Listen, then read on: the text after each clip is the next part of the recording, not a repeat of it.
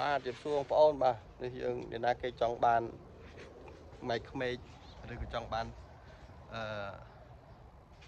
គ្រួសារអ្នកសំឡូតមើលឲ្យហើយបាទនេះមើលហើយកាមរិចចកាទូរ៉េនសុកបែបសុកយ៉ាងបងប្អូនអញ្ចឹងថាអ្នកសំឡូតទៅប៉ាន់ហើយបងឯងឃើញអាខាងក្រោយខ្ញុំឃើញហ្នឹងមិនមែនស្មៅទេបងប្អូន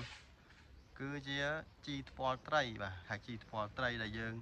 ហូបជាមួយត្រីក្រហមត្រីអីហូបមួយបន្លែមួយអីហ្នឹង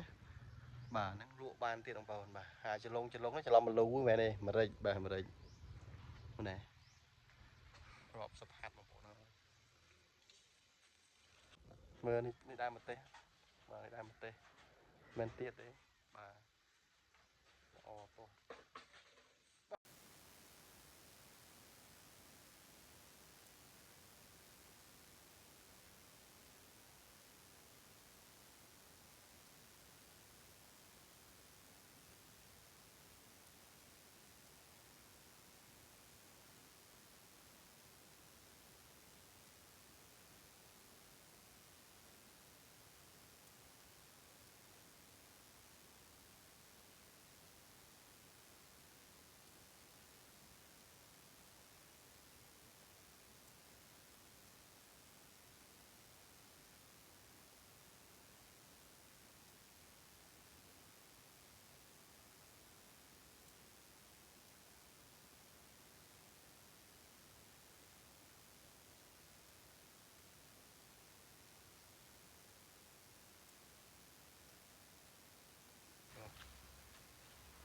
ស្បៃរឿងនេះមិនស្បៃរឿងផ្កាទេស្បៃរឿងបន្លែ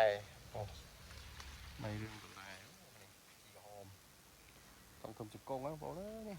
គាត់ជិះពងទាកូនគេនេះដើមមកតាមរងបរិចហ្នឹងហូបមិនអស់ហើយម្ទេសហូបផ្លែ